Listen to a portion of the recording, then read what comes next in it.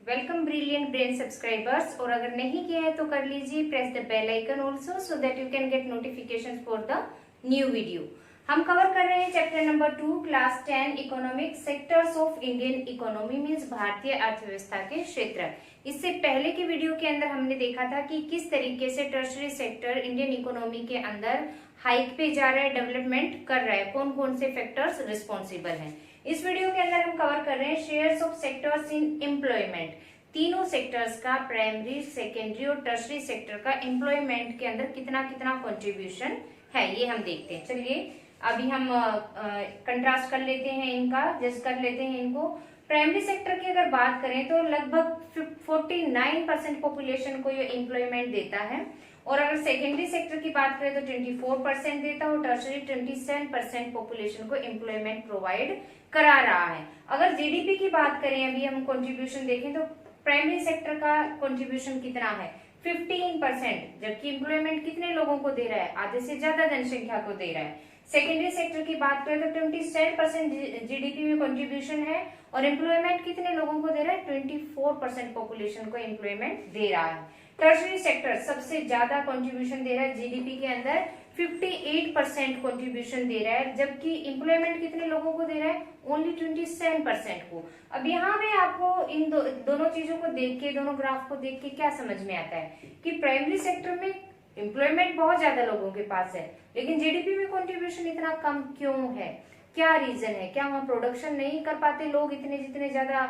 वहां पे एम्प्लॉयड है लोग। तो इसका रीजन देखते हैं अभी। अब क्या है, why there are more people in primary sector and less in tertiary sector। यहाँ पे आपने देखा कि 49% लोग एम्प्लॉयड हैं और टर्शरी सेक्टर में 27% है।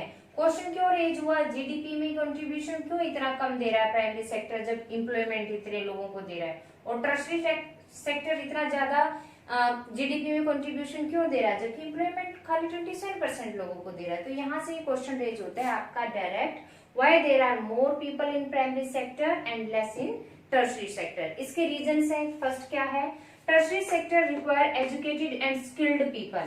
जो हमारा टर्शरी सेक्टर है इसमें स्किल्ड और एजुकेटेड लोगों की ही जरूरत होती है। अगर एजुकेटेड नहीं है, मान लो इंजीनियर्स, डॉक्टर्स की बात करें, वो स्किल्ड प्लस एजुकेटेड होते हैं, ठीक है। लेकिन अगर ड्राइवर की बात करें तो उसका एजुकेटेड होना जरूरी नहीं है, उसका स्किलफुल होना जरूरी ज्यादा है। लेकिन कोई भी अनस्किल्ड आदमी ड्राइवर नहीं बन सकता, अगर एग्जांपल नहीं तो हम। तो ये क्या कहता है कि tertiary sector require educated and skilled people के, और ऐसे ही लोगों को ये एम्प्लॉयमेंट दे सकता है, जबकि जो हमारा प्राइमरी सेक्टर है उसके अंदर किसी पर्टिकुलर स्किल की जरूरत नहीं पड़ती।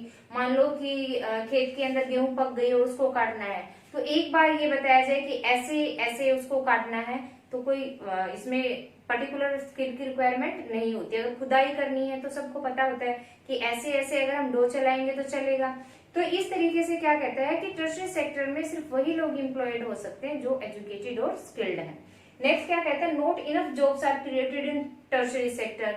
अब कम होने की, 27% होने की, और दूसरी क्या रीजन है कि यहाँ पर इतनी जॉब्स क्रिएट ही नहीं की गई है कि मान लो एजुकेटेड भी हैं लोग और स्किल्ड भी हैं, तो उनके पास इतनी अपॉर्चुनिटीज नहीं अवेलेबल है टर्शरी सेक्टर के अंदर कि सबके सबको एम्प्लॉयमेंट दिया जाए। तो फिर वो कहाँ शिफ्ट करते हैं, या तो सेकेंडरी के अंदर या फिर प्राइमरी के अंदर। और प्राइमरी सेक्टर ऐसा है जो कि हर तरीके के स्किल को या अनस्किल्ड को अपने अंदर क्या कर लेता है, सेट कर लेता है। अब थर्ड क्या है, देखिए इंपॉर्टेंट क्वेश्चन यहाँ से बनेगा आपका 3 मार्क्स में, दोनों के अंदर डिफरेंशिएट आता है डिसगस्ड इन एम्प्लॉयमेंट और अंडर एम्प्लॉयमेंट के अंदर। अभी मैं आपको एग्जांपल के थ्रू भी इसको समझाऊंगी, पहले एक बार डेफिनेशन देखिए ताकि एग्जांपल आपको क्लियर हो जाए कि क्या है। Where people are apparently working but all of them are made to work less than their potential, कि लगातार काम में लगे तो रहते हैं लोग, लेकिन अपने पोटेंशियल, अपनी क्षमता से कम वो काम करते हैं, तो वो सिचुएशन क्या कहलाती है, डिसगस्ड अनएम्प्लॉयमेंट वो कहलाती है। और ऐसी एम्प्लॉयमेंट हमें किस सेक्टर के अंदर मिलती है, हमें प्राइमरी सेक्टर के अंदर मिलती है। एग्जाम्पल के थ्रू कैसे, आपकी बुक के अंदर भी एग्जाम्पल दिया हुआ है, लक्ष्मी नाम की एक लेडी का एग्जाम्पल है, उसके पास 2 हेक्टेयर जमीन और फैमिली के अंदर 5 मेंबर्स हैं। उस हेक्टेयर के लिए इरिगेशन की कोई, मतलब 2 हेक्टेयर फील्ड के लिए उसकी इरिगेशन की कोई फैसिलिटी अवेलेबल नहीं है, ना ही वो फर्टिलाइजर्स, केमिकल या पेस्टिसाइड्स का यूज करती है। रेन के ऊपर मेनली वो डिपेंडेंट है। यू कैन से कि वो प्रीमिटिव सब्सिस्टेंस फार्मिंग उसके ऊपर करते हैं और पांचों के पांचों लोग उसमें लगे रहते हैं काम में, उस 2 हेक्टेयर की जमीन के ऊपर काम करने में। वो क्या है कि उन्होंने अपना काम बांटा हुआ है, थोड़ा थोड़ा करके कर लेते हैं, पूरा कोई थकता भी नहीं है, जी भर के काम करता भी नहीं है और काम भी हो जाता है पांचों फैमिली के मेंबर्स को। तो इसके अंदर क्या हो रहा है कि सभी काम कर रहे हैं, apparently working, but not they are working less than their potential, अपनी क्षमता से कम काम कर रहे हैं। तो ये सिचुएशन क्या होगी, डिस्गस्ट अनएम्प्लॉयमेंट, परछन्न बेरोजगारी आप इसको कह सकते हैं, या छिपी हुई बेरोजगारी भी आप इसको कह सकते हैं। ठीक है, अब अगर मान लो यही सिचुएशन चल रही है उनके, तो फैमिली की कंडीशन क्या हो रही है, इम्प्रूव नहीं करेगी। अब उसी जगह से, उसी उनके एरिया से बिलोंग करने वाला एक बड़ा जमींदार आता है, उसकी फैमिली से 2 लोगों को वो हायर करके ले जाता है एज ए लेबरर अपने खेतों में काम कराने के लिए। तो अब क्या होगा, उनको मजदूरी मिलेगी और वो जो बचे हुए 3 लोग हैं उस खेत के काम को, 2 हेक्टेयर के काम को संभाल लेंगे। तो फैमिली की इनकम में क्या होगा, सरप्लस होगा। और अगर उन 2 बचे हुए लोगों में से भी 1 या 2 जन फैक्ट्री वगैरह में, सेकेंडरी सेक्टर में काम करने के लिए या टर्शरी में काम करने के लिए चला जाता है, तो क्या उस 2 हेक्टेयर की प्रोडक्शन पे कोई इफेक्ट आएगा? नहीं आएगा, क्योंकि वो तो वैसे भी क्या है, प्रिमिटिव सब्सिस्टेंस है, प्रारंभिक निर्वाह खेती है। वो लक्ष्मी भी अकेले उस काम को क्या कर सकती है, संभाल सकती है। तो अगर वो वहां से लेके आएगा पैसे, दो उस दूसरे जमींदार से लेके आ रहे हैं और 2 कहीं और काम करने के लिए चले गए सेकेंडरी या टर्शरी में, तो फैमिली की इनकम क्या होगी, सरप्लस हो जाएगी और स्टेटस भी क्या हो जाएगा, उभरेगा, अच्छी हो जाएगी सिचुएशन फैमिली की। तो ये बेरोजगारी क्या होती है, परछन्न बेरोजगारी होती है। अब दूसरा एग्जाम्पल है अंडर एम्प्लॉयमेंट। क्या है अंडर एम्प्लॉयमेंट में, क्या होता है, is hidden in contrast to someone who does not have a job and is clearly visible as unemployed, कि जिसके पास काम है ही नहीं, वो काम तो करने का इच्छुक होता है लेकिन काम है ही नहीं, अवेलेबल ही नहीं होता उसके लिए काम, और वो साफ तौर पर दिखाई देता है कि ये इंसान काम करने लायक हो गया है, अब ये चाहे मजदूरी कर सकता है या फिर पढ़ने के बाद स्किलफुल हो गया, फिर भी उसको काम नहीं मिल रहा है, एजुकेटेड है, तो वो साफ तौर पे दिखता है कि अब इसके पास रोजगार नहीं है, तो वो क्या कहलाएगा, अंडर एम्प्लॉयमेंट कहलाएगा। इन दोनों के ऊपर 3 मार्क्स में क्वेश्चन आता है डिफ्रेंशिएट करने के लिए, differentiate between discussed unemployment and under unemployment. ये आप बता सकते हैं कि कहाँ पर मिलता है, किस तरीके से मिलता है। लोग लगे रहते हैं लेकिन पोटेंशियल के अकॉर्डिंग काम नहीं करते।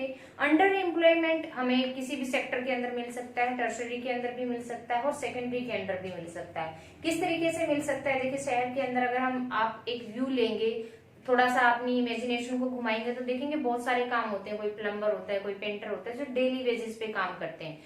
इज इट पॉसिबल कि उनको डेली काम अवेलेबल होता होगा? बहुत से ऐसे हैं जिनको नहीं भी होता होगा, तो वो क्या है, काम करने के लिए एबल है वो, लेकिन काम उनको नहीं मिलता, तो क्या कहलाएंगे, अंडर एम्प्लॉयमेंट वो कहलाएंगे। अब शहर के अंदर रिक्शा पुलर का भी आप एग्जाम्पल ले सकते हो कि वो सारा दिन घूमता रहता है काम की तलाश में, कभी मिल जाता कभी नहीं मिलता, सारा दिन मेहनत तो वो कड़ी करता है, लेकिन उसके अकॉर्डिंग उसको क्या नहीं मिलता, उसकी एम्प्लॉयमेंट, उसको एम्प्लॉयमेंट के पैसे उसको नहीं मिलते, तो उसका स्टेटस क्या है, वही डाउन। तो क्या कहता है कि अंडर एम्प्लॉयमेंट है। तो ये आपको क्लियर हो गया होगा, shares of sector in employment, किस सेक्टर का कितना शेयर है एम्प्लॉयमेंट के अंदर। प्राइमरी का सबसे ज्यादा है, टर्शरी का उसके बाद और सेकेंडरी का, लेकिन जीडीपी में टर्शरी का सबसे ज्यादा है। अब यहाँ से क्वेश्चन बना कि why there are more people in primary sector and less in tertiary, ये आप 4 पॉइंट्स दे सकते हैं यहाँ पे एज इट इज। 3 मार्क्स में 2 क्वेश्चन यहाँ से आपके बनते हैं। नेक्स्ट वीडियो के अंदर हम कवर करेंगे how more jobs can be created, कि ज्यादा से ज्यादा जॉब्स कैसे क्रिएट की जा सकती हैं। जैसे यहाँ पे ये क्वेश्चन उठा था, आंसर में आपने दिया था not enough jobs are created in tertiary sector, यहीं से क्वेश्चन बनता है कि कैसे क्रिएट की जाए ज्यादा से ज्यादा जॉब टर्शरी सेक्टर के अंदर या और दूसरे सेक्टर्स के अंदर। Till then keep watching.